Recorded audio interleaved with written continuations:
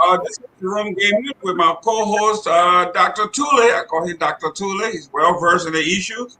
We are about to bring you another dynamic issue of the On Point, a show of the Liberia, a focus on Liberia's network. We will be talking about issues affecting our country, our world, and about our youth. Today, we will begin the show by talking about the violence on the University of Liberia's campus.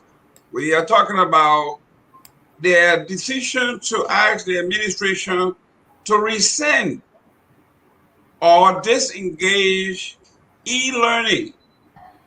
And the question there is e-learning essential to the University of Liberia? What are the advantages and disadvantages of e-learning?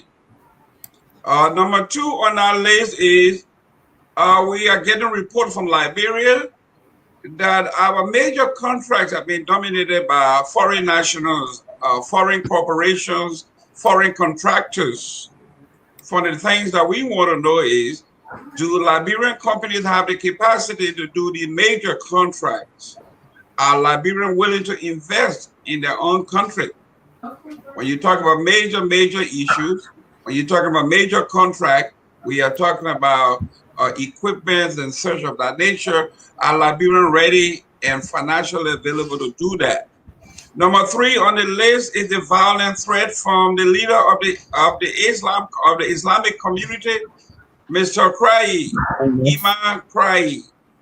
Is Imam Krai speaking for a larger silent majority of the violent extremists in Liberia? Is Liberia under threat from the extremists? Or is this just a barking of a toothless bulldog? And number four, which is my favorite, and I think the favorite of my buddy from across the aisle, Liberian President George Manuel Weah makes another song. And we are asking the question, is the president taking his job seriously? According to the opposition, they want to know, should the opposition sue the president for taking his job less seriously? The last time the president made the song, I think there was a permanent lawyer in Liberia that promised they were going to sue the president on behalf of the opposition if he made another song.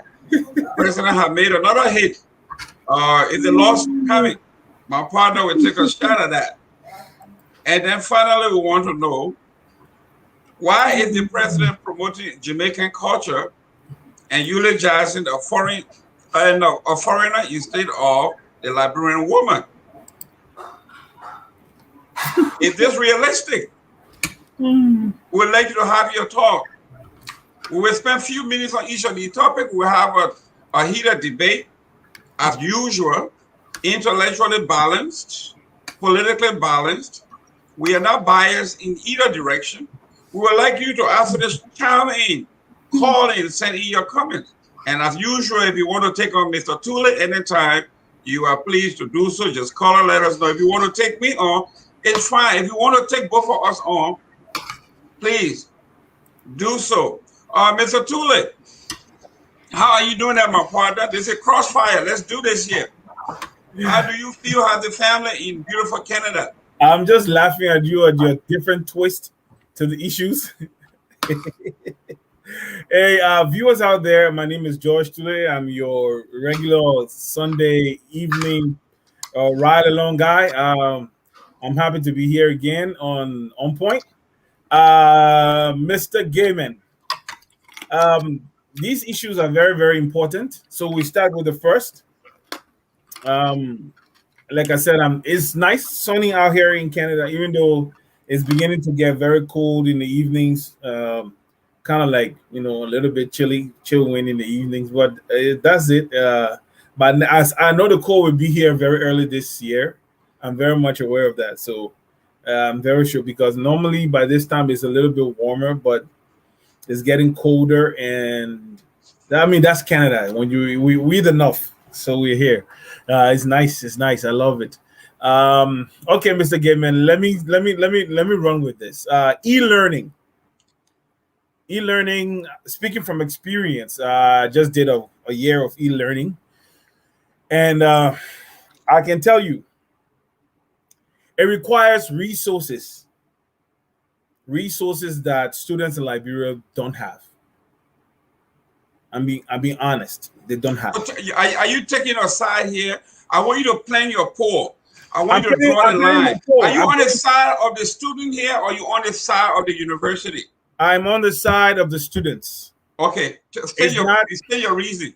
E-learning in Liberia, as currently composed, is not a viable option.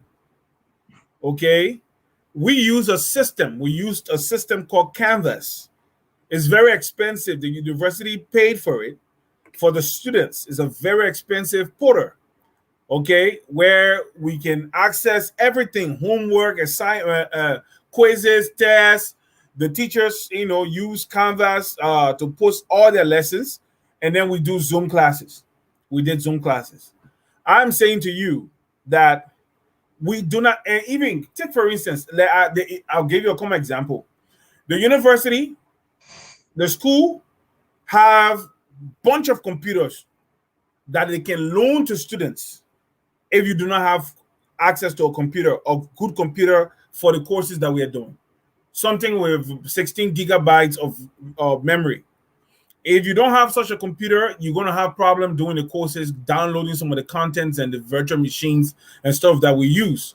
So the university gave out, both to professors, teachers, and students, a bunch of computers. You use it, you return it at the end of the year. You use it, you return it at the end of the year. Okay, because we're talking about capacity. And even the how you call it, even the internet, connectivity, in terms of how much data that you use. Okay, what I pay for, because Canada is far more expensive than America, but what I pay for here every month comes up to around $120 for unlimited access. That includes television, crappy television, and phone. But I'm just trying to tell you that the only reason why it became a viable option for me, I got monitors, I got a workstation, I got a G5 gaming Dell laptop, everything I need. 500 gigabytes SSD, not the normal hard drive, SSD hard drive. Okay, because the normal hard drive, if it drops from you 2-3 times, that's it. It gets damaged. You can't use it again. So I got a 500 gigabyte SSD. Apart from that, endless cloud computing capacity, storage devices on OneDrive that I pay for, and everything you can think about. There's a whole plethora of things that makes learning online possible. Okay, or learning the 21st century possible. I am not saying that the university is wrong for trying to offer an alternative learning environment for the students in Liberia. What I'm saying is, as currently composed, it is not a viable option. Learning will not be enhanced. As a result, you will cut a lot of corners, and you will end up not teaching, not impacting knowledge, and the students will end up not imbibing wisdom and the things that they've been taught. So everything needs to be looked into. How much students will pay for 1 gigabyte in Liberia, and how secure, or not only secure, how reliable will the connection be? How many of them can afford $100? What's the name of the thing? $100 a month for I think maybe a gigabyte of wireless connectivity from Lone Star, the hotspot machine. I forgot the name of it. Okay, how many students? And then reliable electricity for some students. Okay, all these different things. We're talking about full course delivery over. We're talking about how many courses a student would take, maybe 5 or 6. All right, and you're talking about different teachers, different days, a very calm, cool, collected learning environment where the teacher will be teaching. You can sit down, take notes, and all these different things. Look, it's not viable. That's why the students looked at it before you come in. The students looked at it, Mr. Gaiman, and that's why they revolted, because it's not a viable option. It's just the truth. Okay, Mr. Tule, as an opposition, there's nothing that this administration will ever do that you would praise. Few years ago, you and I and several other folks were talking about the university and computerizing the university system and doing e-learning, to extend learning to the entire nation. We wanted Liberians to have access to e-education where we would diversify education. In that, we all knew from the get-go, and even to us here, you talk about Canvas. When I was doing my public policy credential, not degree, but at Harvard, we did Canvas. And even I that had a brand new laptop, we have issue with a different software. And I'm going to read to you what just happened to us in the United States here during the epidemic of the virus here. When we went from brick and mortar to the actual e-learning experience, what happened. And I'm going to read just a gist of what happened. It says here, e-learning being the latest wave of education is already having a fair show despite posing challenges for both instructors and students. So here we are. First of all, it is a new system, not only for the students, but for the teachers who are not trained. And in that, in my school district, we had issues here. We have 50,000 students going E, and the system crashed over and over and over and over. And as we speak, we are still having problems with e-learning. It is a process. The University of Liberia cannot wait until the whole country is electrified or the entire country has access to Wi-Fi and everybody has access to computer. This is what we call progressive learning. It is a new technology. The University of Liberia now uses the technology to register online, to access their grade, to do things that they usually would have done standing in line for hours.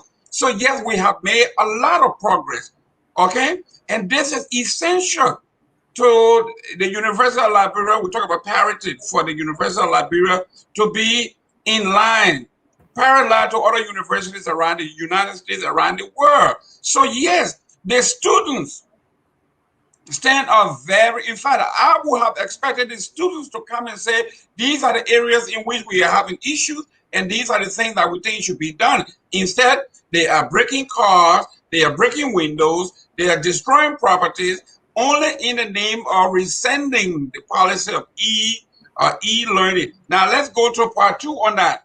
If you say the students are right, is e-learning essential to the University of Liberia or to our new dispensation? Now you chime me on that. You know, like I told you, right? Even here, give you a common example. My son's final year in high school, I think, okay, his final semester in high school, when that was in the beginning of 2020, when classrooms were not a viable option anymore because of the COVID, his principal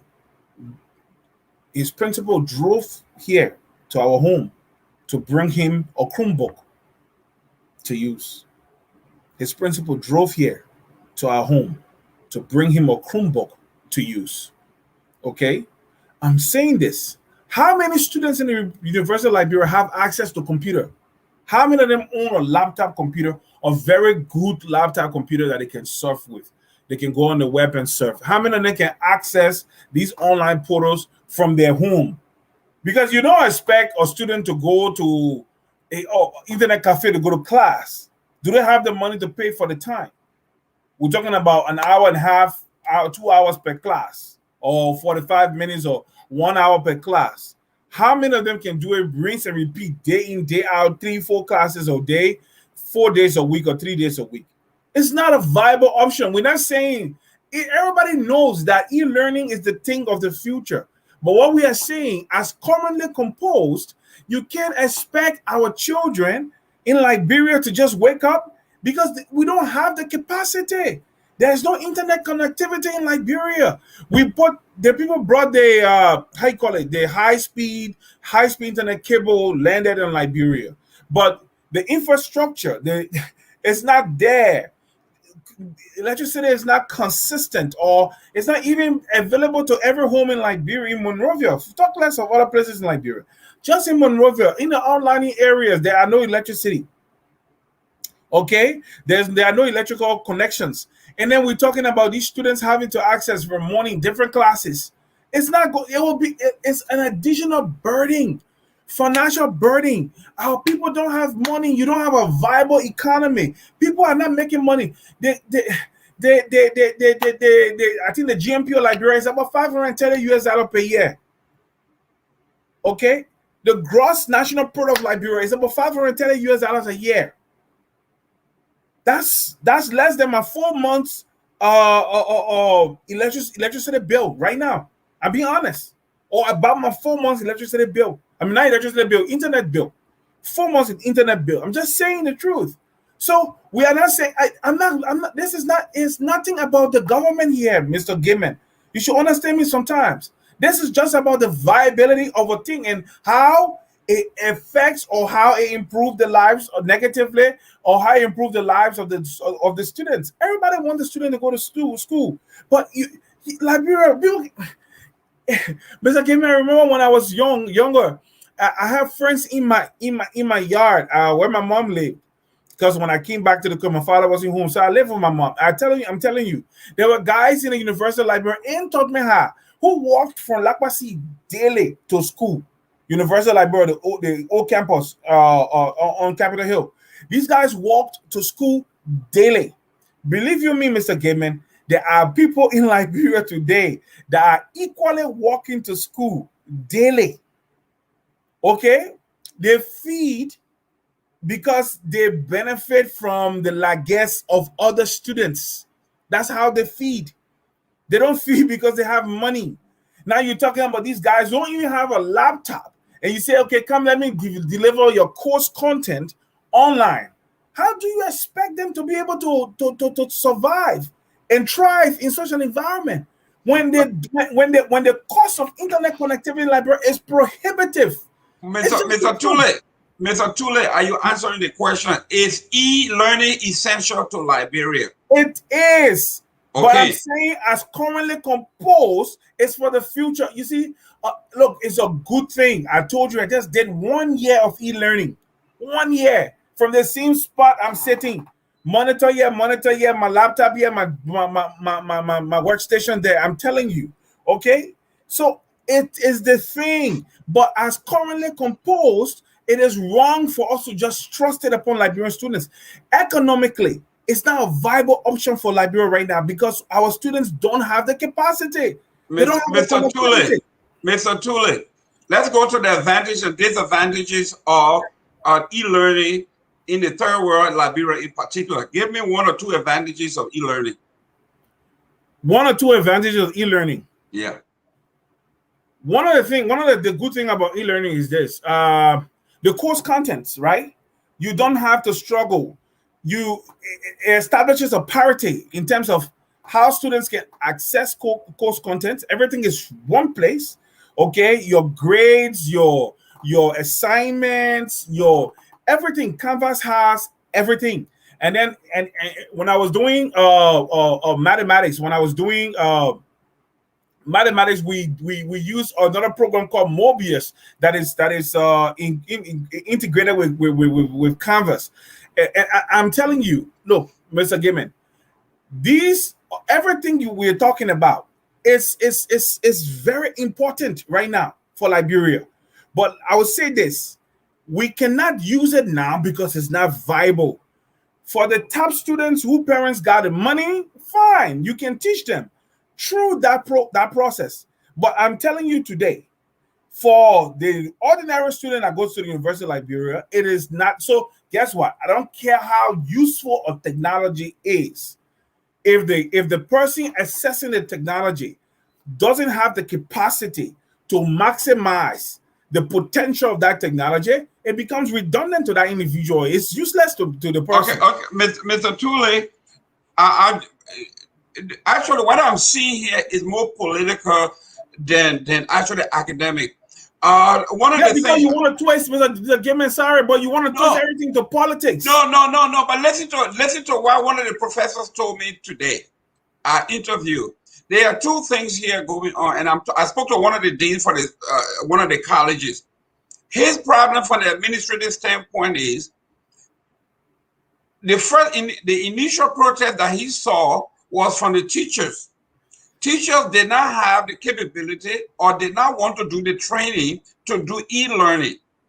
One. Two, it is cutting into their pay because most of the professors are teaching 2, 3, 4 different universities, different colleges, and they use something called PA, I think TA system, where they have a student, they come in and the student goes in and does the teaching. Yeah. With the e-learning, according to the professor, that is out the window. Yeah, the professor had to be in the class, and he said now he is monitoring because that's his job now as the dean of the college. He has to monitor all his teachers. Now the professors are actually striking that, first of all, it's cutting into their pay. Two, they think that 6 weeks of training, they have all. University of Liberia has all the equipment. The 6 weeks of training is not enough, and it's too cumbersome, and they don't want to do it. Mr. Gibson, let me ask you a question. How are they going to deliver their tests and their quizzes? How are they going to do it? Well, as they all do. My nephew he's in the College of Agriculture at Findale. And since he's on my scholarship, they send me his grade sheets and everything, which I just got. It's beautiful. He goes online, he does his registration. Yes, there are times when there's no utility. He struggled, but it went well. I just got his grade sheet. That's beautiful. And they do that. Like in this country, like they do the testing. I'm not talking about America, Mr. Gaiman. No, I'm telling you. Teachers in Liberia, the university instructors and professors, how are they going to assess their students? How are they going to test them in terms of their whether they understand the course material or not? What method are they going to use? Well, that is a great question that we all need to ask to see how to do that. And one of the things that I want to ask is, how do they monitor the testing? Like in this country, you and I know they have the technology to zoom the camera on us and to make sure that you sit somewhere where there's nothing around and you can't move, and all the rules they have it here. And Mr. Gaiman, let me tell you something. Do you know because I'm doing IT. Do you know what my professors have decided that they will do? They just gave a timed test. They don't use lockdown browsers. Because you know what happened? Mm-hmm. It's so easy to cheat the lockdown browser. I just open the lockdown browser in a VM. Once I open in a VM, the VM you see the VM will get locked down, but my host machine is still open. These things are things that can be cheated. What I'm saying to you is, how are they going to, Mr. Gaiman? This thing is too vast for. But listen to this. You are an IT person. It's not everybody that's an IT person. Okay.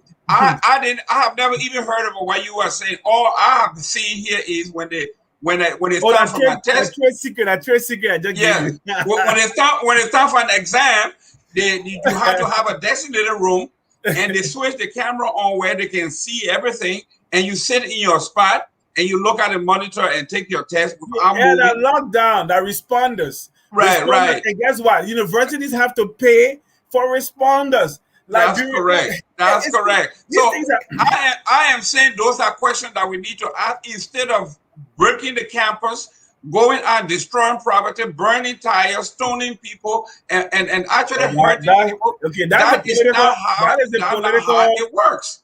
Now, that is the political thing you're talking about, right? Yeah, this is what I'm talking about. Now, the disadvantage, while we are talking, the two things that we are talking about, the professors are behind this because those that say they are too old to learn new things, they don't want to go to this e-learning, they are also pushing on the fire. The second piece to this is that a student that has a culture of protesting, that has to be on campus physically every day to be able to do that, they were disarmed by doing the e-learning. Now they cannot assemble because if you got your test. The question is, why are they protesting? Well, these are the reasons we are saying. They think that the university is a conspiracy to divide them by not giving them the room to congregate. So they are saying, we do not want to do, even though some part of this is working, we want to discard the whole thing and come back to brick and mortar, which is actually archaic in the sense. But anyway, let's go to the next one here. Let's look at the foreign dominations of our local contracts in Liberia. You were on the ground. You lived on the ground. You have interacted with folks. I am a transient Liberian. I go to Liberia every year, but I do not live there. When I go 2, 3 weeks, the most I stay in Liberia is 6 weeks at a time. You have lived there. If in fact, through the, I guess, the Ellen Johnson Sirleaf administration, and you survived the war and all of that, so you have an idea, inclination of how the contracts work. Now, tell me, how come the foreign nationals, because when I was there, we're doing the building of the roads, I saw the Chinese, I think they call them Chico, I saw the major bridges, but the major work being done by either Lebanese, Indian, or the guy with the big bucks. Tell me, how do we address that? And is it true that the contractual area has been dominated by foreign nationals? It's without question. Okay, let's look at something. Every African country uses foreign companies for major infrastructure projects because we lack capacity to really do the work. But some countries like Ghana are telling the foreigners, when you come, you have to partner with, you have to hire local workers. This is established in the contract or whatever agreement there is. You have to hire X amount of local, capacity in terms of local resources. You have to hire engineers, you have to hire operators, you have to hire the different kinds of workers, this percentage of workers. You agree, yeah, we signed the contract, you agree, no problem. And when you agree, we will insist on it, we'll monitor, we evaluate it, we'll make sure that that aspect of the contract is adhered to. Now, the problem with Liberia is this. I've always said this, and sorry if I wax nostalgic about Liberia sometime. I've always said, let me go back in history. Before Tubman became president, especially before and during the reign of Edwin Barclay, Liberia was called the Firestone Colony. Okay, Liberia was called the Firestone Colony. Liberia had one bank, the Bank of Monrovia, who was basically like an accounting clearinghouse for Firestone. And Liberia was in financial straits. So everything was controlled. The government owed money to the U.S. government through Firestone. Firestone forced the government through the Bank of Monrovia to take loans, and then they held them captive. So Tubman, watching all these things, he was part of the Firestone agreement. In fact, from what I know is that he worked on the team for Firestone in crafting that 100-year concession agreement. So, Mr. Gamer, we'll go fast. When he became president, he saw the straitjacket the government was in. So he was thinking about how they would break the economic control that Firestone had over the country. And because he wanted more power for himself also. So what he did was, when he became president, we know at his inauguration, he announced the open door policy, right? And then the first company that came in was Republic Steel. They established the company in Bombing, not Mana River, Bombing. Mm-hmm. Okay, and yeah, and we moved on from there. Capital Steel came. Okay, so they went on and we saw him signing all these concessions that said, oh, Liberia had all these investments, but there were no trickle-down effect because in the contracts, they did not insist that the Liberian people would benefit from these things. The reason why I went back there is this. From day one in Liberia, all those contracts benefited foreigners at the expense of Liberians. Now, when you look at our current construct, okay, let me talk. This is what happened during Tubman. We know about Lamco, bomb mines. They all came. When Tubman became president, Tubman decided, how can there be a trickle-down effect? How can the economy benefit the common man? So he started mattresses, he started total involvement for higher height. We know about Agriminco and all the ADPs, which were signed through trilateral agreements between the World Bank, the US government, and the Liberian government. Tubman did the building of the multilaterals and all these different things. Tubman did a lot to move the developmental needle in Liberia. Where am I going with this? On Tubman, especially with his brother Stephen, before 1974, the few years he worked with his brother, he tried his best to ensure that Liberians were given capacity by these through these agreements that you were forced to hire Liberians in management positions so that they would gain experience and everything like that. When he died, that project suffered, that whole scheme suffered a lot. But when Doe came to power, we saw the same return to foreigners. Okay, we know I don't know, you were in Liberia. You were not in Liberia. The major project Doe did was the Bamagida Highway and the Torota to Banga project, because Torota to, I think, Ganta, the road was very bad because the road they built was kind of maybe substandard. When Doe became president, that road was very bad. So they had to redo that road. What the name? I think I forgot the name of the company. They were in Congo Town.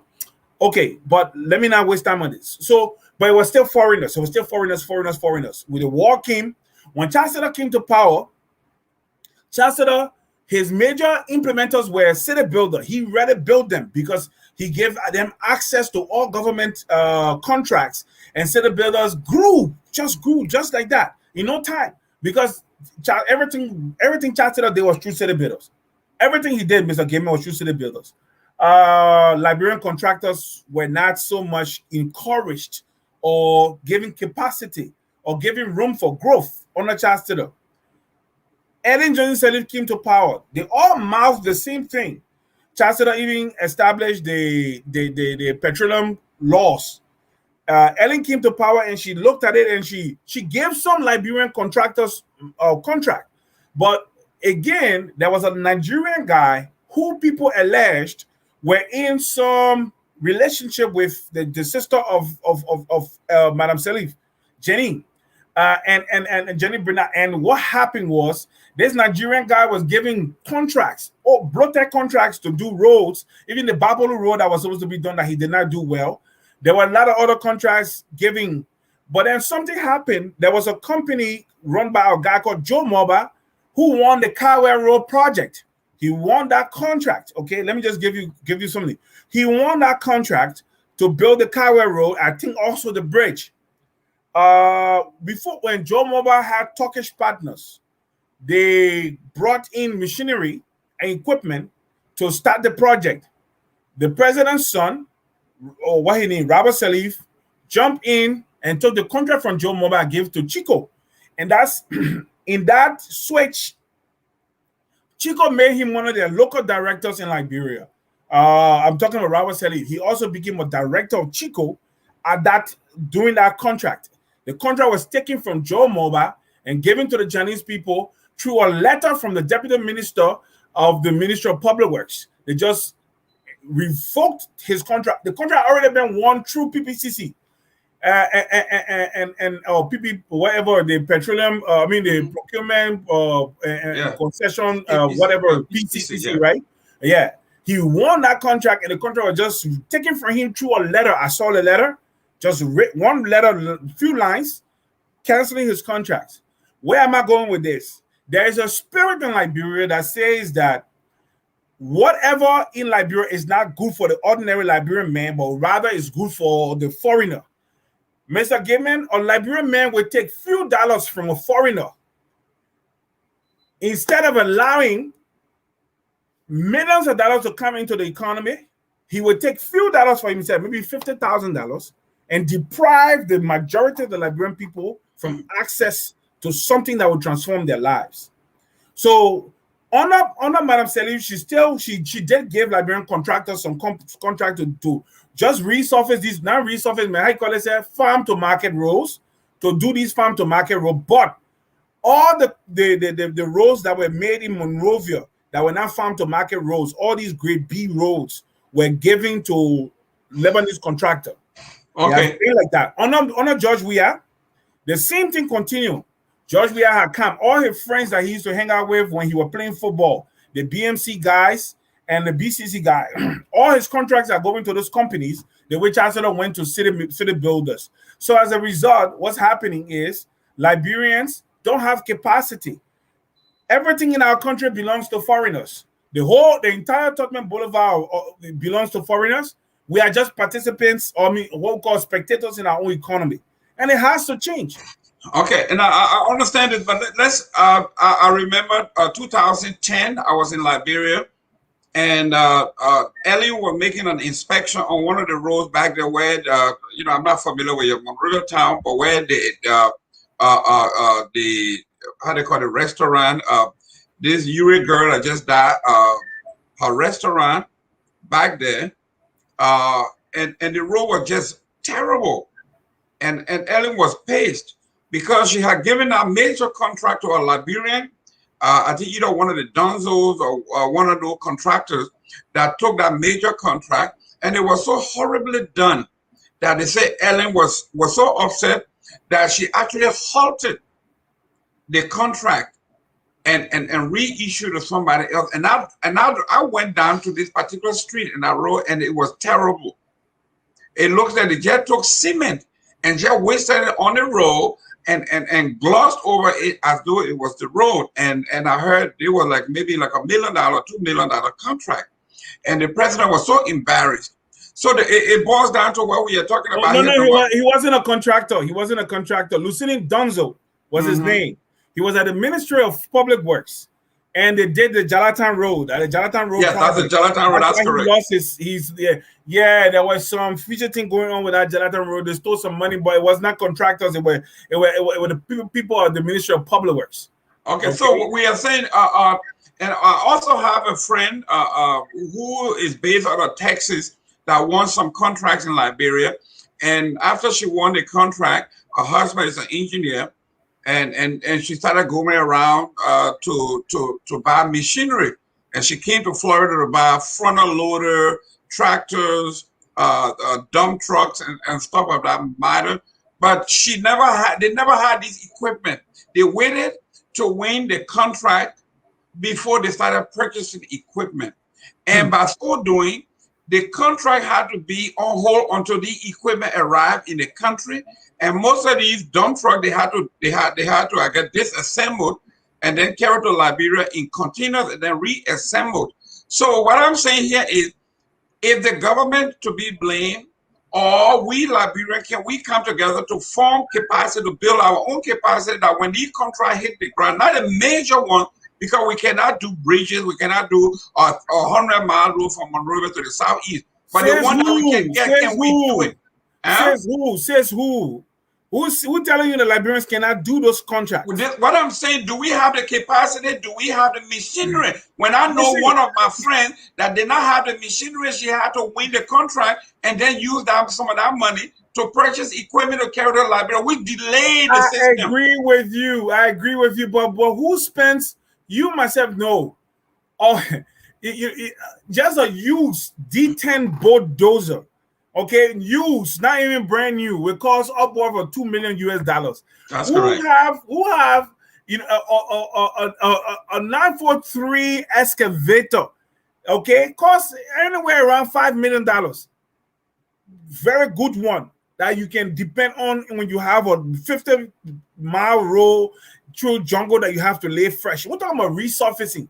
We're talking about building fresh roads. Okay, you need equipment. And to be honest with you, just to be able to fund this equipment, we're talking about upwards of $20 million, $30 million. Because these are not things that you're not going to pay for in one contract, right? These are things that you pay for over maybe a 10-year period, because that's how durable they are. Think about the rock trucks, okay? The scrapers that you're going to use to do something viable.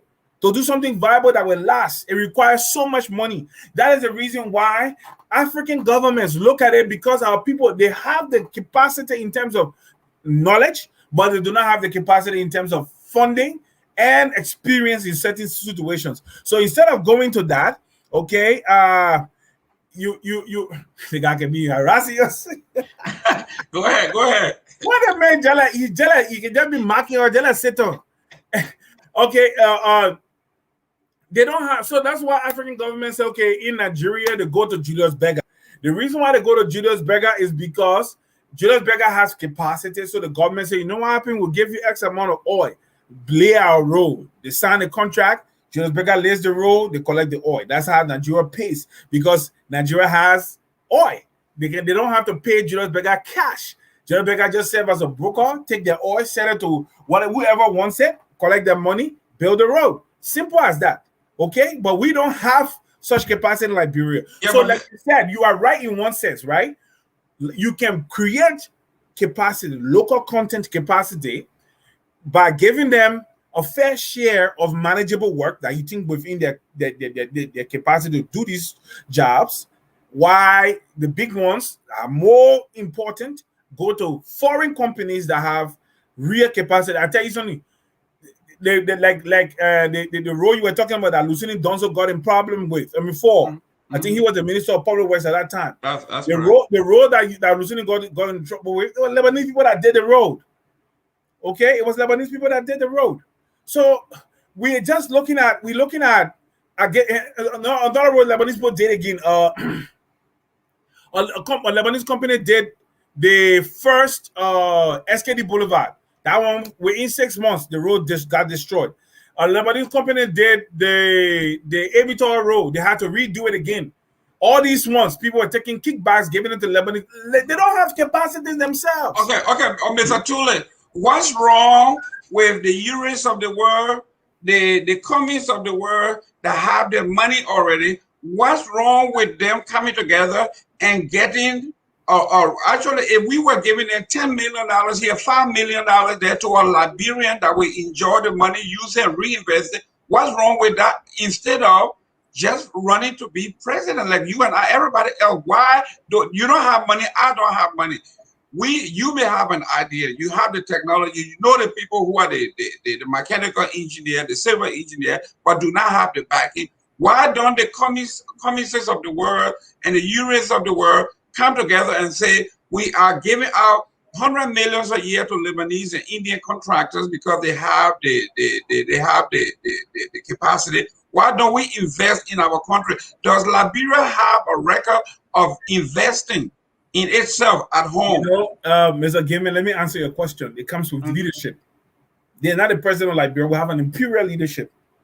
As a president, when Thomas Sankara he became president of Burkina Faso, the citizens of Burkina Faso were indentured servants in their country, like the way we are indentured servants in Liberia, and the way the Haitians are indentured servants in Haiti to the Lebanese and the Syrians. And in Liberia, our own is the Indian, the Lebanese, the Syrians, and the what was the name? The Fula people. I'm not being xenophobic here.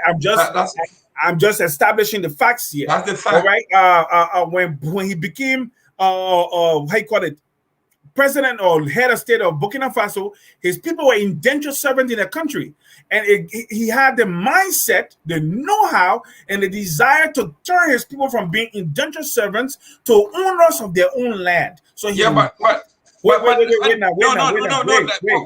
that has to do with private sector coming together buying their own? Let me tell you what it has to do with private sector. Let me tell you what it has to do with the private sector. I don't care how much work, I don't care how much investment Cummings or Ure makes in Liberia. The contract comes from the executive. We know this. If you are not in the same line with the executives, I don't care how much capacity you have, they will take that contract from you. I established something with you with Joe Moba. The Ministry of Public Works, where Joe Moba probably started from, they wanted him to give them a couple of $1 million. Okay, one asked for 1.5 million. That he should give 1.5 million before even the contract started. Okay, he did not have that money. He said, "Okay, no, gentlemen, we can get to this agreement, but let us start the project first. Let everything be signed when the final thing has signed, the money laying in my account, then we can look into that." That's where his problem started from. Where am I going with this? You ask a question. I don't care if even Bernard Ure would lay hand on 100 million, and Bernard Ure doesn't have $100 million. Even if you were to have $100 million and he bought all the machines you can think about, the machinery you can think and put it on the ground, it will be useless and futile, because guess what? George Weah will see that he will say to himself, I'm not going to let me say this. I'm not going to empower my opposition by giving them contract that will put money in their hands so they can run in campaign against me. George Weah's mindset is, who am I going to give to so they can give me campaign or contributions during the campaign time?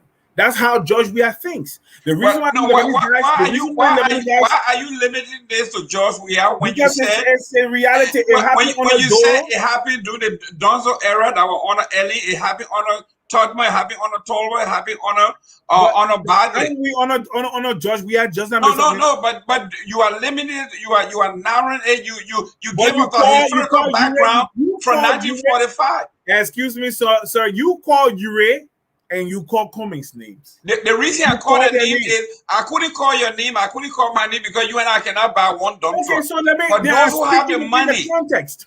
Those who have the money. Listen, I'm speaking within the context. All right. It doesn't matter how much money you have.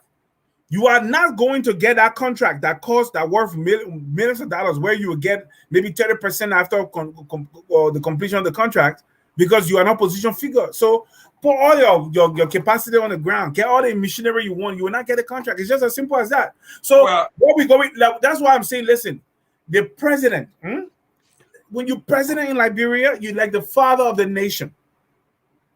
And what a father does, he nourishes, he nurtures, he builds up, he encourages. He's with his people. The people see him every time. Even if he's not with everybody on the ground, he is impacting lives through his proxies.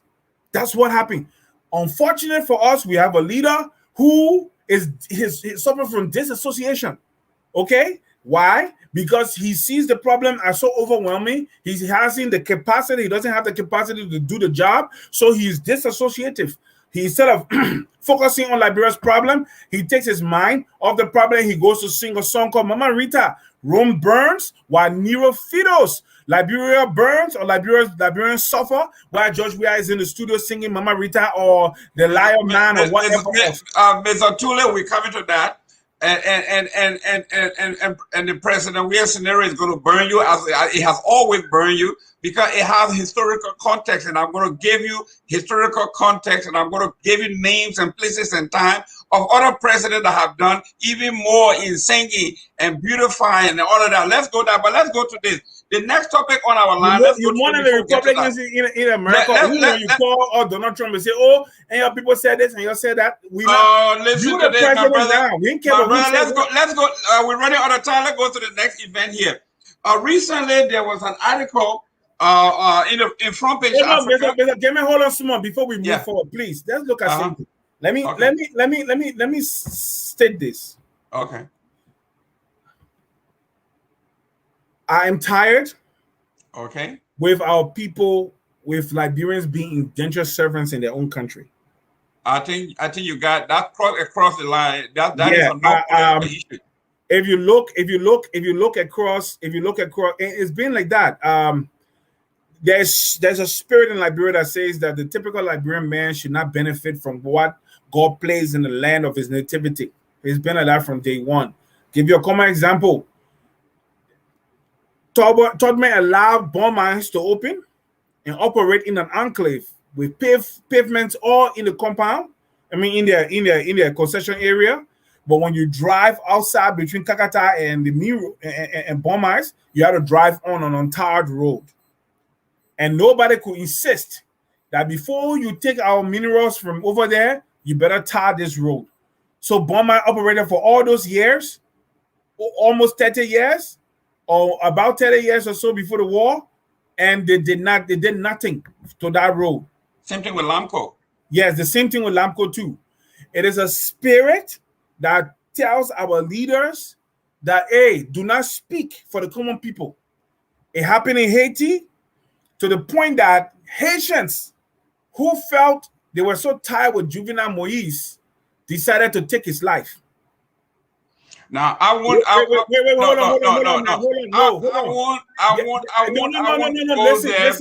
Listen, Mr. Gaiman. Listen, I'm not a purveyor or commentator or encourager of violence. That's not my point. You are. Okay, no problem. Okay, just giving them credence. Listen, I'm not giving anybody credence. I'm stating facts. What are the facts? The fact here is, when you become a leader, do what you're supposed to do. When you become a leader, do what you're supposed to do. Nobody is telling you that you're supposed to perform miracles, but do your blooded job. Well, Hold on, no, Mr. Mr. Tula, we gotta go to that. We're coming back to that, but let's go to the next. No, we're not coming back to that. We're not coming back to that. I was going somewhere. You interrupted me. Hold on, be patient. Not everything somebody was saying. Listen, we don't have time. Time is not. We have the time. We have the time. We have time here. We have the time. We have the time. If we don't have any coverage again, we may not have any coverage. But let's say this: these are the things that Liberians were afraid to say. 1980, 1990, people took gun and went into the bush and started killing each other. What is happening in Liberia right now? George Weah is being disassociative, and our people are suffering. All these contracts that are going is enriching, taking the money, Lebanese guys taking the money out of Liberia to Lebanon, building the economy. And that's why that country is cursed. That's why every time they take the money there, they turn around, they burn everything down. Because they are looting other people's country to enrich theirs. And we sit down, I'm saying this to you, I'm tired with our people suffering in Liberia. I'm tired with foreigners riding roughshod over our people, and nobody does anything but until the people get fed up and they jump in the street and they start burning things and destroying lives. And then we say, why? Because guess what? We who are the voices of the voice of the voiceless, need to start telling our people, wake up. Wake up. We are not threatening. Listen, Mr. Gaiman. We are not threatening violence. But guess what? You have spent 17 minutes on this topic. Now let's go to the next topic here. We're coming back to the no. As long as it's again, as long as they're putting something just we are on something, you will not want to hear it. We have time limit now. Let's go to the violent threat from the imam. I know you have something to say, and I have something to say without being biased, but being very, very honest, brutally honest to the Liberian people, to our Islamic brother, to those who practice Islamic faith. We have to be honest here. Let's talk about this here. This imam, in one of his Friday speeches or prayer, said if the Liberian government or the Liberian legislature does not give Islamic faith in Liberia an Islamic holiday that is enshrined in the law, something is going to happen next year. This is akin to being a jihadist. Some people may say the term is too strong, but exactly that's what it is. What is your take on this man called Imam Krayi? And this is not his first time. I looked him up. This is about the 5th time that he has made incendiary remark, strictest threat against the state. What is your take on this matter, my friend? Mr. Gaiman, the man spoke his mind about a situation that they feel that he said is in the law. Is there a law that says that particular religions in Liberia should be giving holidays? No. I have no idea of that law. And I don't like to make, you see, one thing I hate to do, let me tell you something. I don't like to make religious arguments. I always tell people this, that we do not choose, many of us did not choose the religion to which we were born into. Some people did. Many did not. Most Muslims did not choose Islam as their religion. They were born into the Islamic faith through their families, and they were trained from very little, everything Islam in their home. For them, Islam is not just a religion, it's a culture, it's a way of life. For us, it's a little bit different. For us, it's a system of belief. Except when you become a born-again Christian where you try to make it, try through the grace of God to make Christianity or your way of life. But for the average non-adherent Christian, is just something they espouse, their mouth. So, but where am I going with this? What he is saying is a long time in the making argument in Liberia. And the reason why he is sprouting violent uh, threats is because he lacks the ability to sustain an argument. He's supposed to be able to come forward and tell the Liberian people the importance of Muslims having a national holiday. And I like to go back to history, and I would tell people it will be a long time coming before the typical Liberian man, especially people from 3 counties, Lofa, Bong, and Niba, to really allow Muslims to have the kind of say. I'm telling you, and Muslims have gone all over in Liberia. Muslims have been, a Muslim man was how you call it, I think Minister of State. Okay, Muslim cabinet Jane, associate justice. Muslim as deputy police head. So Muslim in ministries all across. We just talk about Lieutenant Donzo, Minister of Public Works. I don't like to get into this, okay, because part of my heritage is that. So I don't like to make those arguments. I like to abstain from it because I've seen that there are people who, this is where reason and wisdom goes out the window when people start to make religious-based arguments. The truth of the matter is Liberia has a heritage. Those who declared independence had a heritage. When the 3,000 men declared independence, their heritage was Christian. Later on, 53 years later on in 1900, they extended suffrage to the rest of the country in terms of real citizenship to the rest of the country.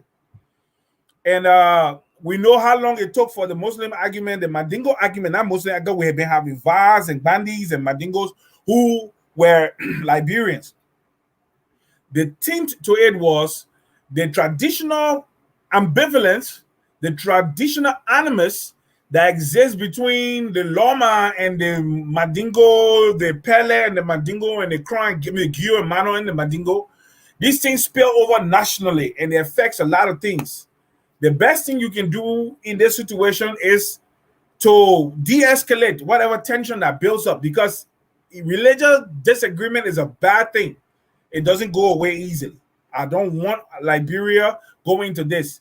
What that imam said was wrong categorically. If you want national holiday for Muslims, lobby.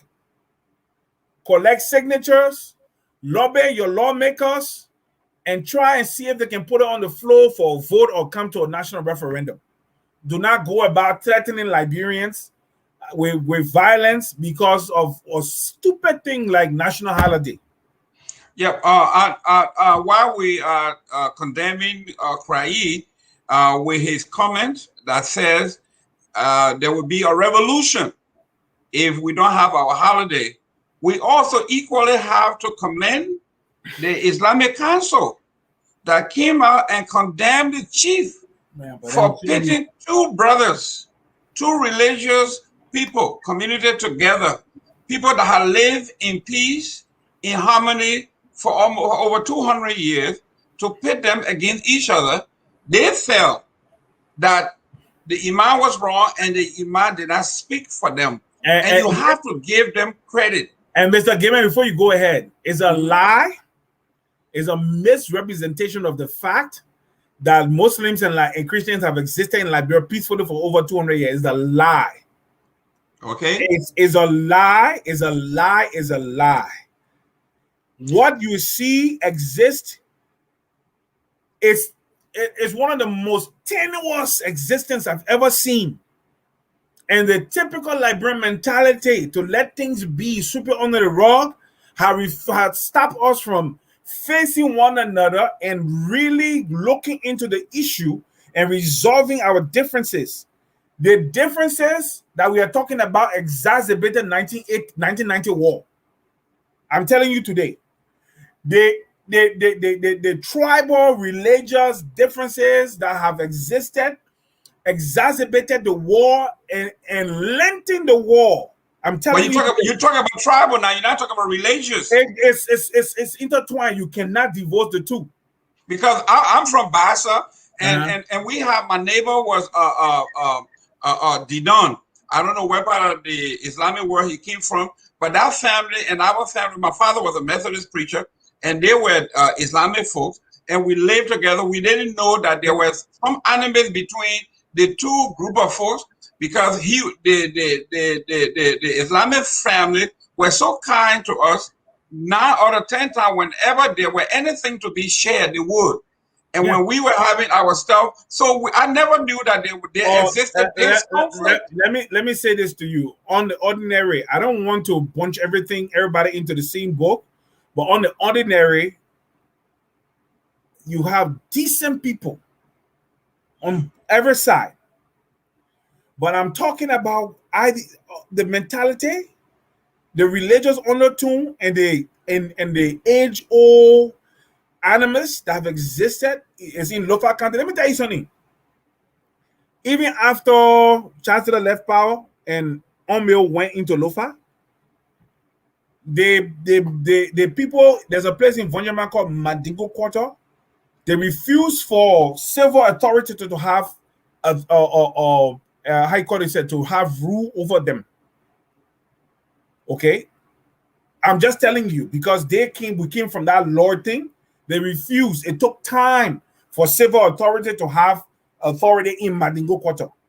The reason why I'm saying this thing is this. There is, till today, till tomorrow, it has not been resolved, Mr. Gamer. It needs to be resolved. The conflicts that exist, and people listening will bear me witness, between the Loma, both the Bone Loma and the Gizima Loma, and people of the Madingo tribe, who are also Muslims. In Banga, Bon County, they also exist the same issue, and in Nimba County. Why can't we look at it as Liberians and say, how can we sit at a table in brotherhood and trash out our differences?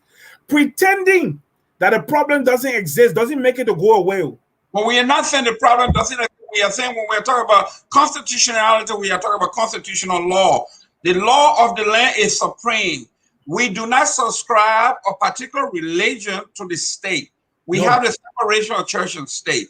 We understand this, that the Muslim, the Bassa, the animists, the non-Christian, the Jehovah's Witnesses, I guess the folks from India, they have their own Hindu tradition and all of that. We have all coexisted. The state, the Republic of Liberia have never insisted that you as a Muslim, you will live on a Christian law or you will live by the tenets of what Moses said or this and that. That has never been the case. In fact, like the way they insist on Sharia, right? Yeah, well, you know, there are some folks who are saying Sharia, like the Boko Haram and other folks. Their bigger problem is with the West is that we give women education and women the right to preside over men. I don't know the Quran very well. I never read it. I don't know it, but where in the religious context that God, who is the Almighty, the wisest of them all, to say that women should not be educated, they should not be at the same table as men, they should not worship the same place as men. And in fact, a friend of mine told me that in the Quran, when she was growing up, they told her a woman's path to the heavens is through the man's feet. So that means she has to be obedient no matter what it is that the man does to her.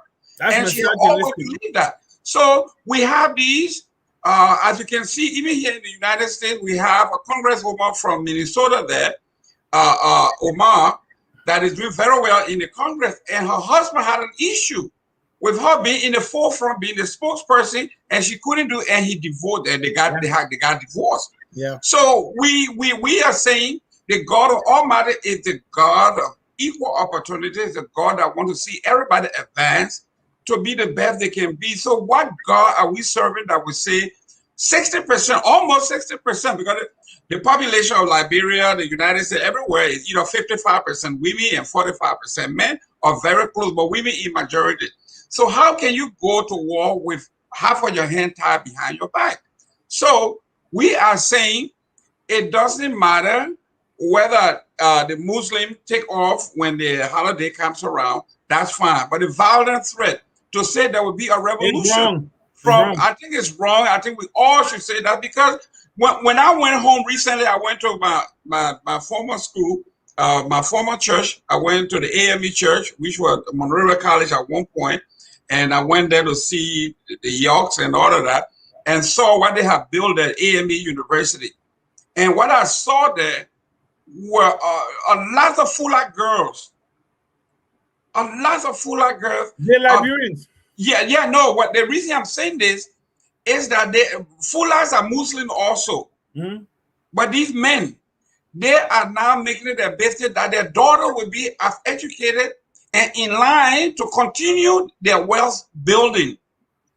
On the other hand, our Mandingo brothers are holding back their daughters. No more.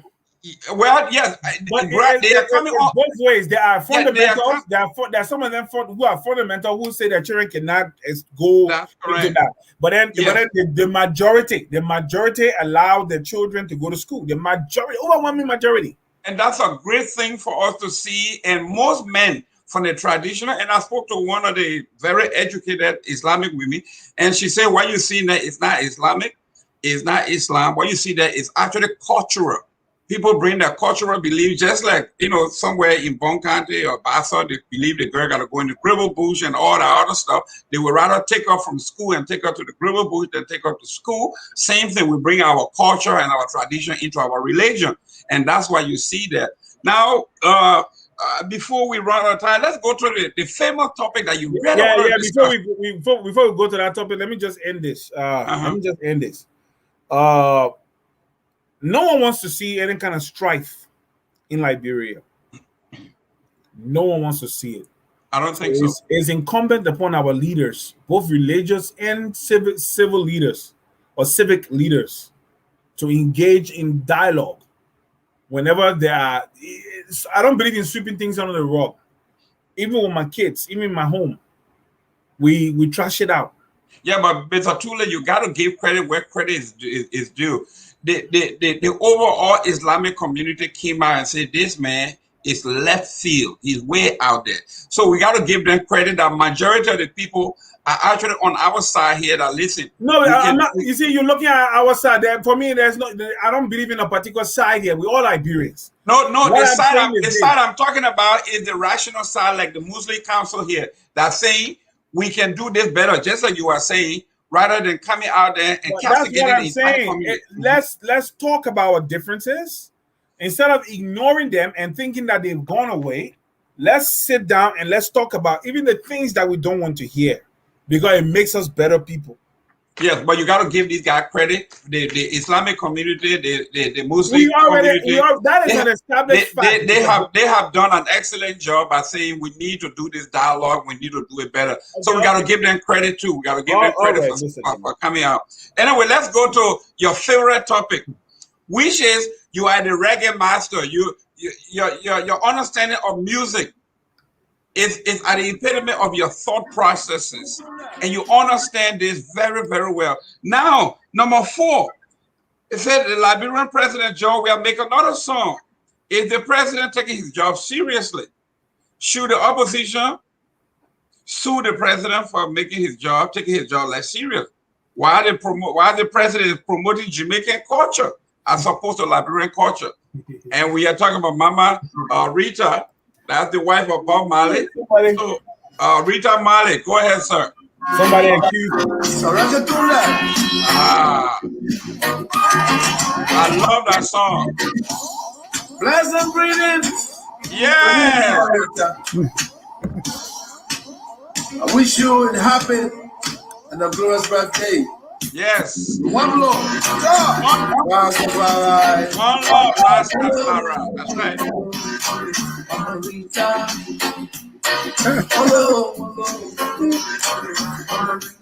Oh yeah, I love that song.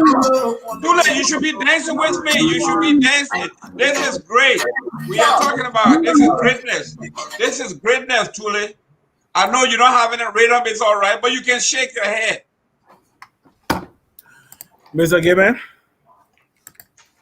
Mr. Oh, I Gamer, love that song. If I Mr. was in Gamer, Liberia, I would Mr. tell you, I said, Gamer, Uncle the song, but we can't do Uncle here. Mr. Yeah. Gamer, there are certain things that should be beneath you, and this is one of them.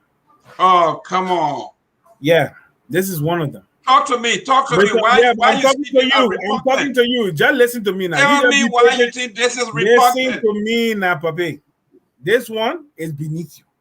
Oh, I think, Mr. Gamer, I think you're doing too much to give credence and to validate George Weah. You're doing too much. There is nothing, Mr. Gamer, there is nothing in this song that is really likable. Listen to the timing of the song. I sing very well. I know music. Listen to the timing of the song. Listen to the song. Listen to the lyrics. Listen to the harmony. This guy needs to stop. Okay?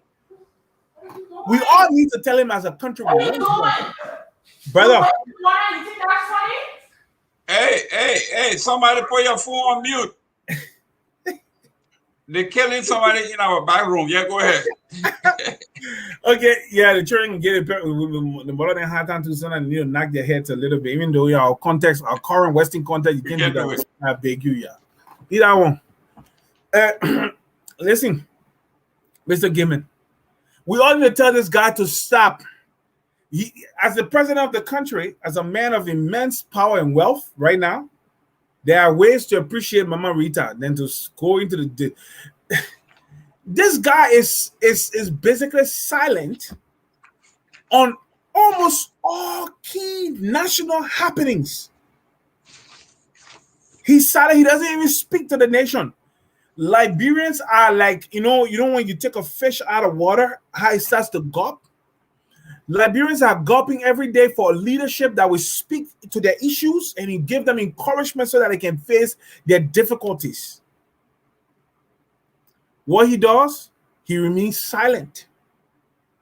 And he goes and he sends his two croonings to go to Banga, to go lie to the people cheering over there. And he goes to the studio to go and sing instead of coming and leading our nation from the front. Look, Mr. Gaiman, let me tell you something. George Weah will regret this. He has a blank slate. It's like a blank check to write his legacy in Liberia. And all he is doing right now is to push that check away from himself, to ignore the check instead of writing. Mr. Tule. Wait now, when you ask me a question, forget about that. We'll come to it. But hurry up, because I want to nail you. I want to nail you. You will nail me. I want to nail you. Your opposition, I want to nail you. When you interrupt my train of thought like this, then I was going somewhere. Okay, I want to nail you. Hurry up, let me nail you. President Weah is ignoring. He's oblivious of the everyday reality of the Liberian people. He's ignoring the fact that our children don't have benches to sit on in public schools. He went to the perennial high school, public high school, Topical, and it was so dilapidated that he became disgusted. And just imagine if it can happen to Topical. Think about the school in Bokonjide or the school in Vetesu in Lofa County. There is nothing there. President Weah, our hospitals don't have capacity to treat any emergency in Liberia, any kind of crisis, except for malaria and stomach running and stuff. You have any kind of serious illness, you are dead, except for the grace of God. These are things hands-on Liberian leaders should be concerned about addressing, calling the relevant authorities in, and finding ways through budgetary allocations and other means, and talking to foreign partners how we can improve the material well-being of the Liberian people. Not going in studio and making one stupid song after another stupid song after another stupid song. I am so tired. And yes, somebody doesn't have to be opposition. Somebody should sue him to ask him to stop letting him do his bloody work. Okay. I'm serious about Mr. Tule, real quick before we go to comments, I'm going to tell you about the history of presidents around the world having fun, some expressing their talent. And I'm not going to bore you by going all over the world by bringing in other presidents, but let's limit it to the United States. Let me just show you. Let me just bring in 10 presidents that love music to the point where people thought it was disgusting. We talk about Herbert Hoover. When you look at his story, look at Herbert Hoover. Man, because give me not do this to us, man. Listen. You talk. I didn't They get their interrupt you. job. Now They we get are their talking job. about Barack Obama. When he came to my AME church, he led the song he loved to sing. Yeah, but now listen to this. Listen to this. Leonard B. Johnson. Listen to this. Leonard B. Johnson loved to sing and DJ to the point where he bought radio stations around the country.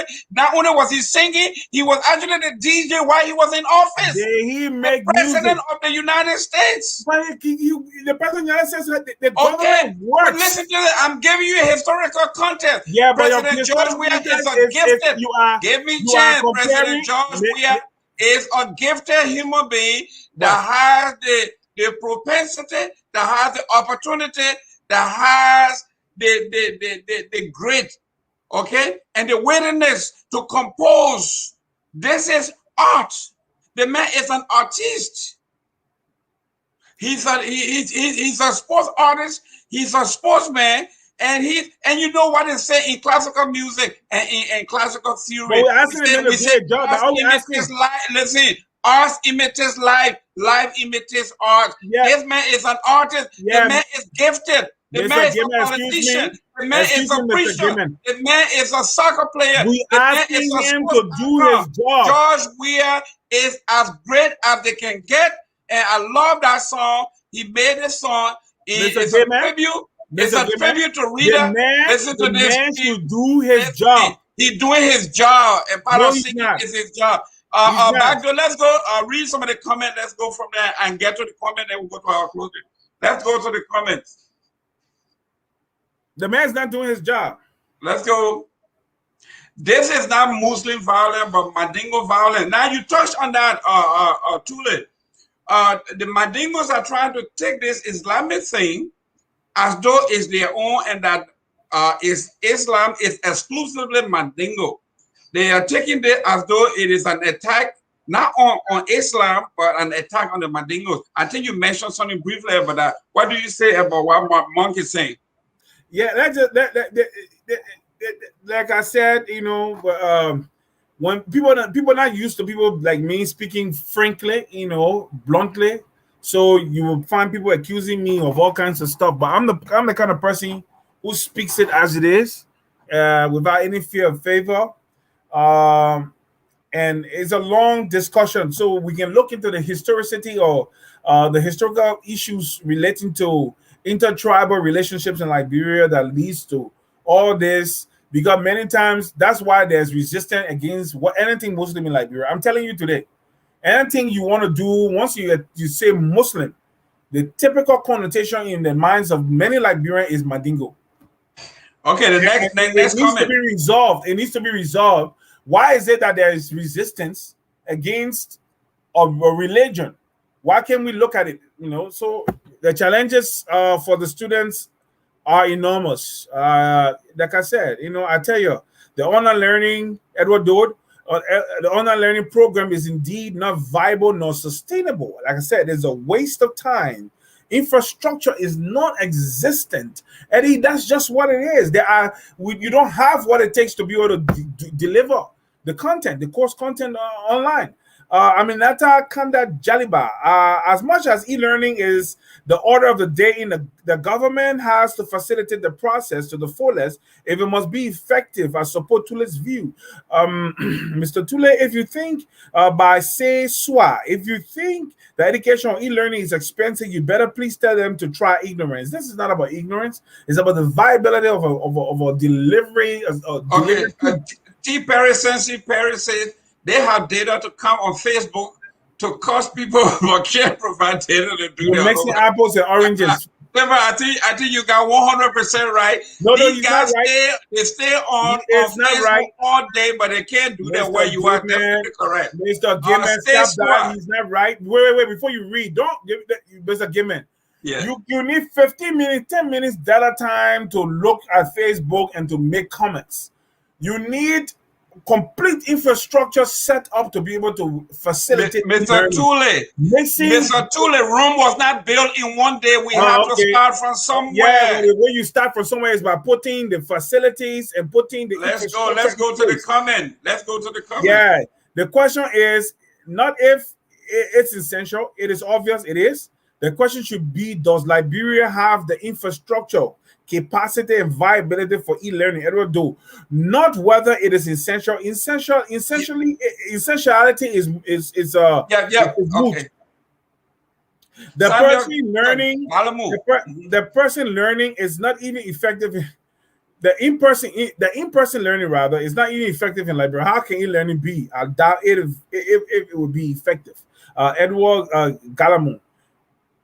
Edward Doe says this, Mr. Gaiman, I do not understand your arguments. Your teachers and students not wanting or against e-learning for whatever reason is one of the viability of to this point. I do not see your teacher or student argument as a contrast or rebuttal to viability. It's true. I mean, it makes no sense, Mr. Edward Doe. Okay, we got competing interests. Let's go to the next comment. Cutting edge climbs. Jokwintown Road was rehabilitated twice by the Lebanese just to resurface. That's all they had to do to resurface, and they couldn't get it done. What we are lacking as people in Liberia are not sincere. In Liberia, we are not sincere, and we lack credibility when it comes to borrowing from banks. Yes, I mean, what he's talking about is when we're talking about building capacity and investing in major equipment.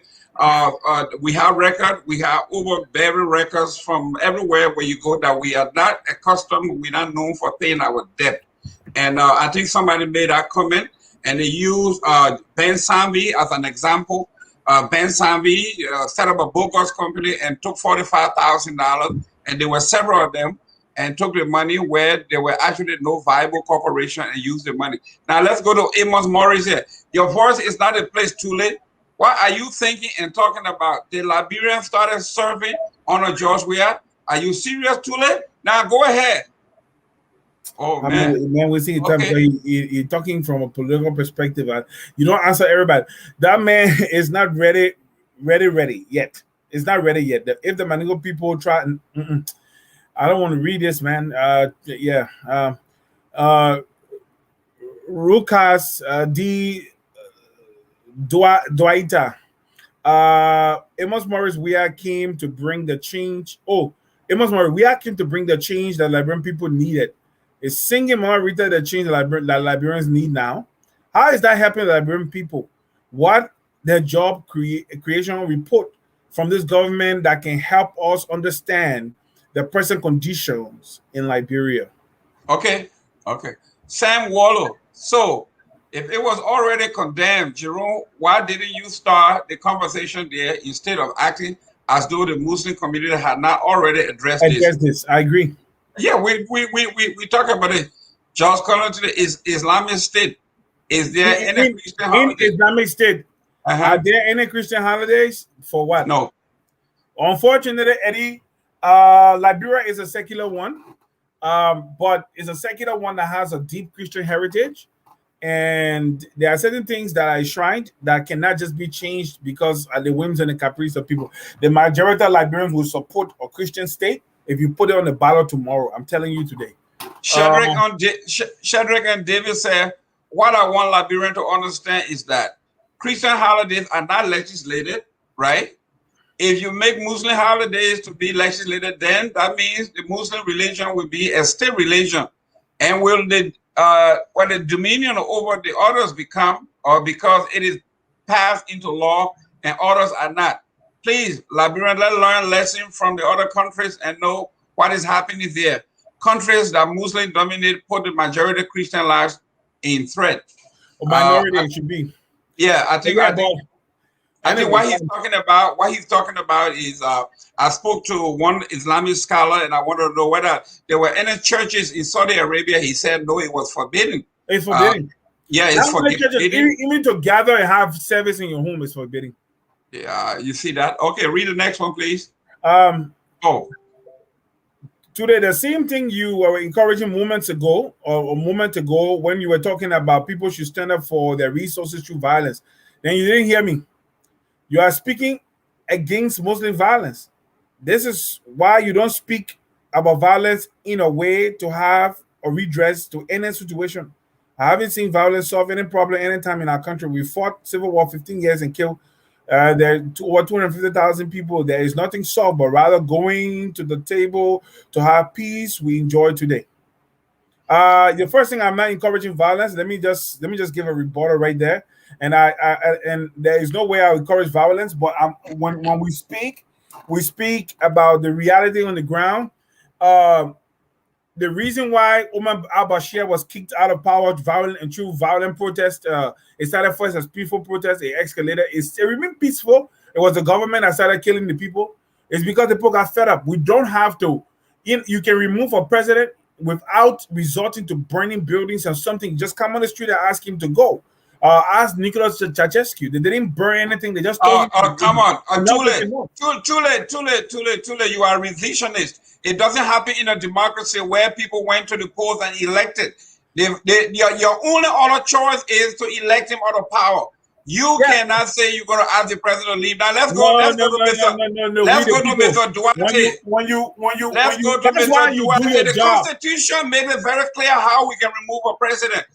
Here he said, read this one. This is your boy from your hometown, Lufa. How you know he's from Lufa? He talks like you. He looks like Lufa name to you? No, he talks like you. You know him well? No, but he sounds like you. Okay, a very less busy president. From his writing, you know that he sounds like me. Well done. A very less busy president. He was charged. That's true. And high, coming from smoking his VSS, so he go in the studio to go sing. You can see how the song sounds so stupid because let's go ahead, man. Did I tell you he was related to you? Both of your side. I think he's reading your mind. Yeah, this is from Anthony Gay. Anthony Gay, go ahead, read Anthony Gay's comment. It's an open secret. I'm going to be contesting 2023 senatorial elections in Grand Jide County. Our county lacks leadership. We are currently non-existent politically on the national scene in Liberia. Our generation must take the lead. That's Liberia. We need a vibrant. Okay, they never went into studio. What they sang the song in the living room. They sang the song. They sang the song in the living room. America is not Liberia. There are people are not hungry. That you tell Mr. Gaiman, I think the people producing mass. And let me tell you something. You mentioned Leonard B. Johnson owning studios and DJing. That man was the American president of the greatest consequence, if you ask me. That's exactly. George Weah, at the end of his term, he will be the greatest president ever in Liberian history. Now you see, okay? Leonard Johnson, we're talking about Leonard Johnson after he left office. Words, Mr. Gaiman, you mouthing words about Listen to me. Leonard B. Johnson was declared, Leonard Johnson was declared persona non grata until he left office. And they found out that he was great. You will appreciate George Weah after he leaves. After he declared, excuse me, now let's go. Who declared Leonard Johnson personal gata? Let's go. I'm asking you a question. You made a statement. Who declared him personal gata? How many terms did Leonard Johnson had in the United States government? He completed what he named. He completed Kennedy's term, and he won another term. One term. Yeah, but no. How many years? One term. No.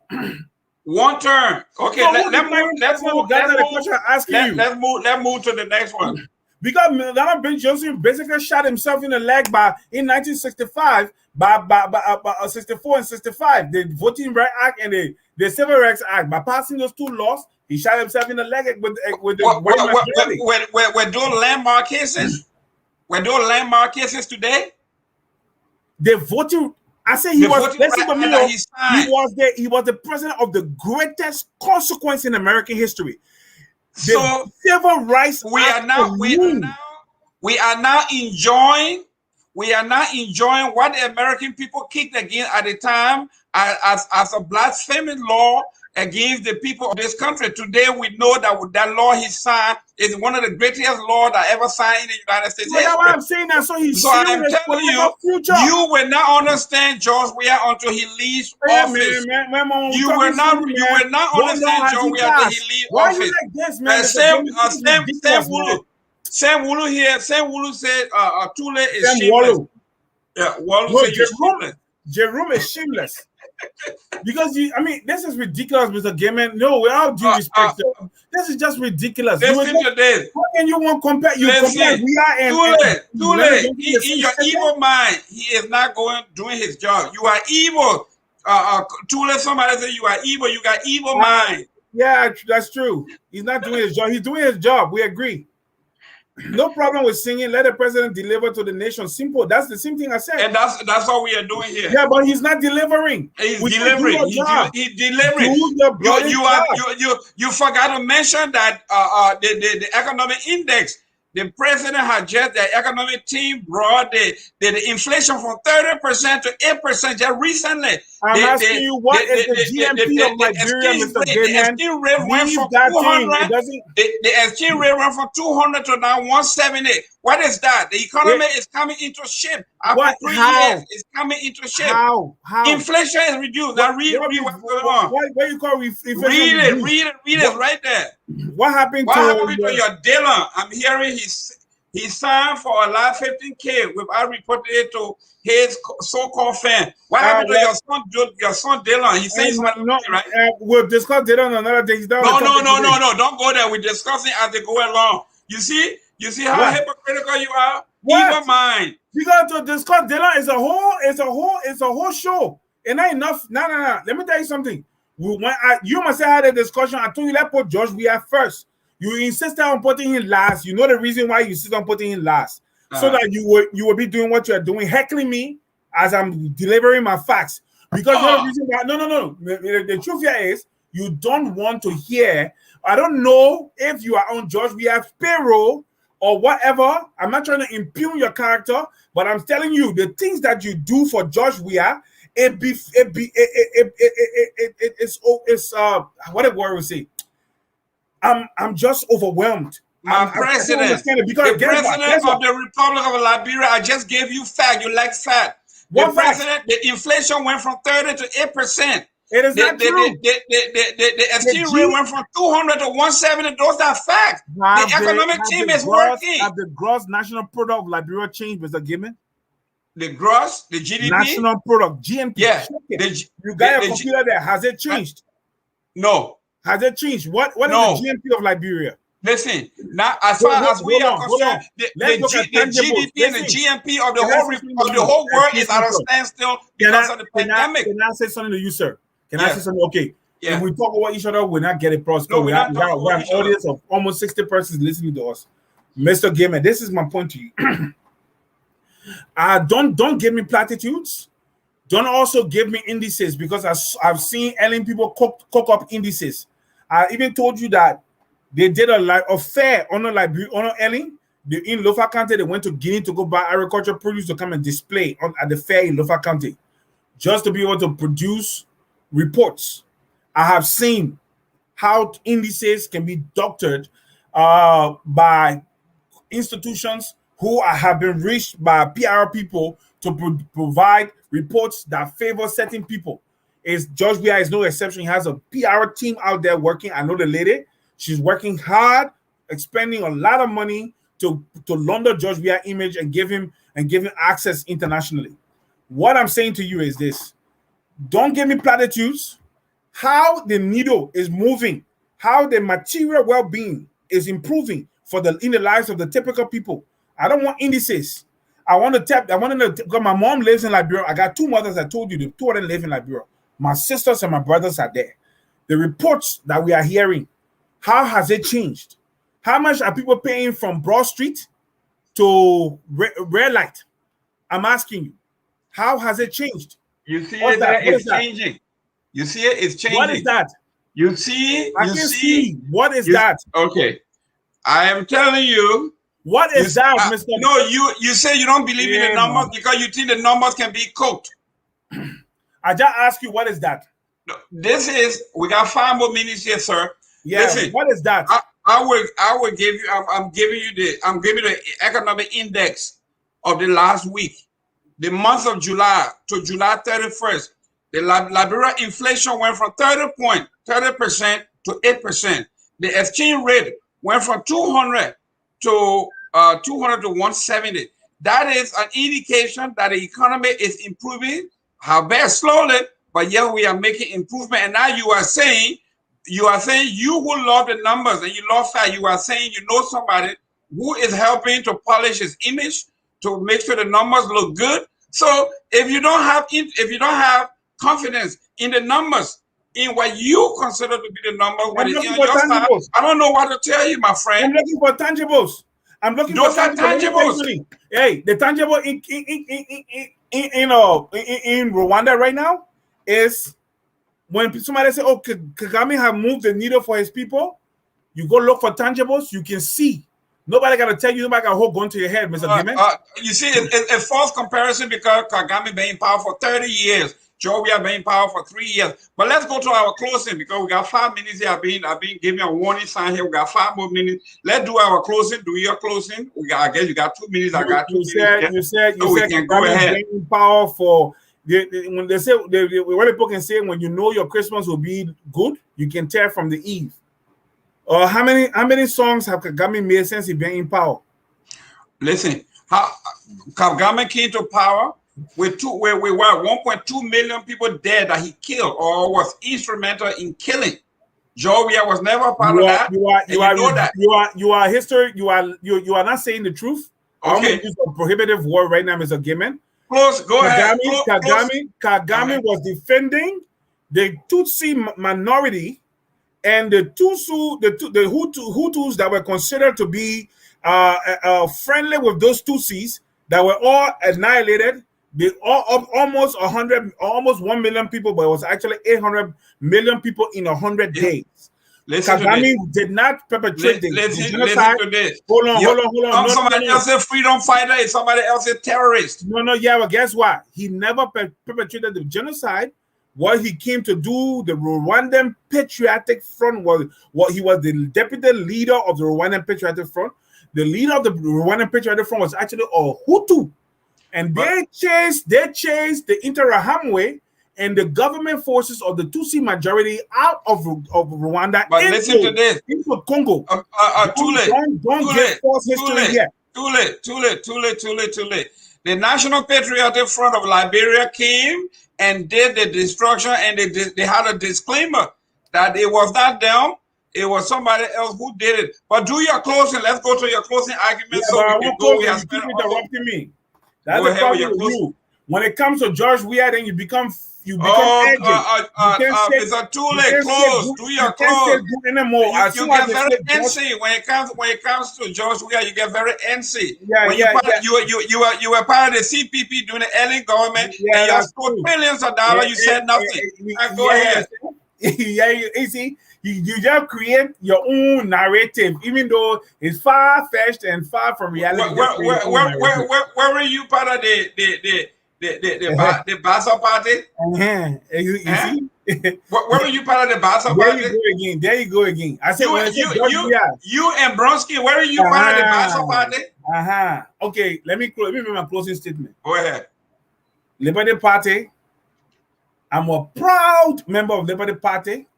And I'm a proud supporter of the leadership of Yombli Kanga Lawrence. Very proud. Right now, she guides my heart every day.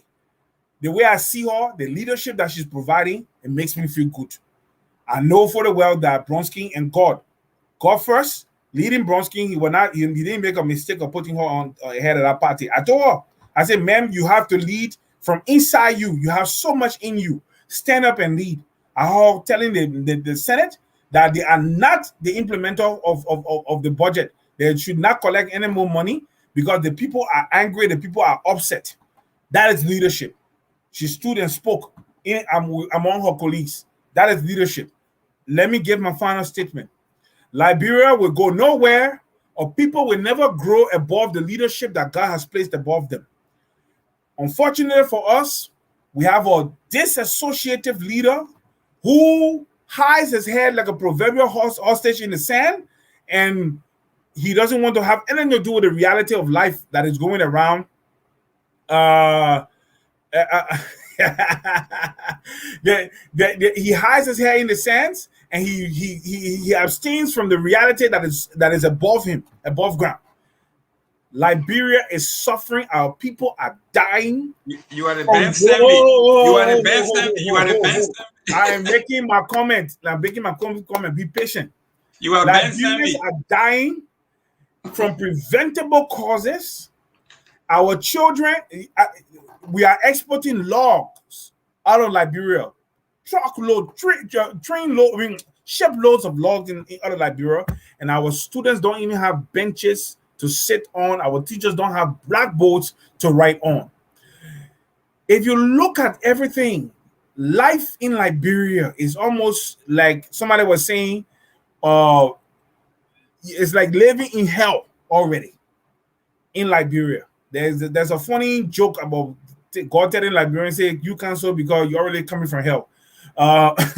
It's like our people are living in hell when they get sick. Any relative of ours that get sick in Liberia, we worry because if the sickness is so terrible, we got to find money to take them out of the country. These are fixable things, Mr. Gaiman. These things are not out of the reach of leadership. We don't even have ambulances. We don't have a fire service in Liberia, or city that is surrounded by water.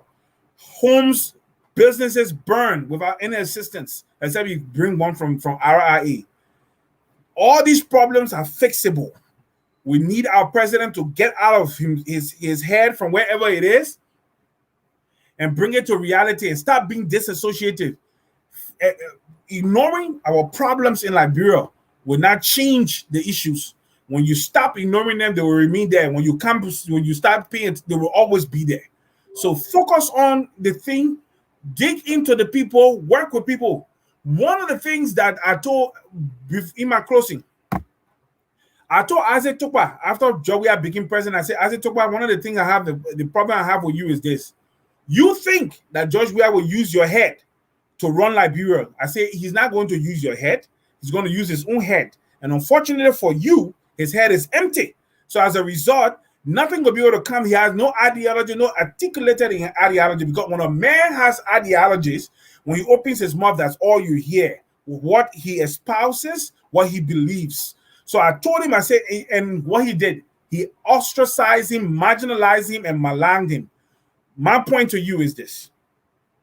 Liberia is going nowhere as long as our president is disassociative. He has no contact with the reality on the ground, and our people are dying. He should stop singing and focus on leading. Thank you very much, Mr. Tule. My name is Addie Tyler from Pennsylvania, and you're watching Focus on Liberia. My friend, I was focused on Liberia. Thank you very much. And let me close real quick. My friend and brother, Tule here, is a member of the Liberty Party, and I'm going to close with the famous story from the Liberty Party. And this was done in 2005 and then repeated in 2011. Bronsky said this, and I quote, he said, God and the angels were traveling from heaven, and they were traveling around Africa. And as they reached West Africa, God asked Gabriel and said, what city is that? It looks good. He said, oh, that's Nigeria. He said, wow, Nigeria has done very well with the little I gave them. And when they got to Ghana, they said, what city is that? He said, that's Ghana. He said, wow, the Ghanaians have done well. When he looked to his right, he asked, he said, what city is that? They said, that's Cote d'Ivoire. He said, wow, they have done very well in Cote d'Ivoire with the little I gave them. As soon as the food, God said, oh, that's Liberia right there. And Gabriel asked God, said, but God, how do you know that this is Liberia? He said, those people have done absolutely nothing since they came to this place, since I gave them this place. They have done absolutely nothing.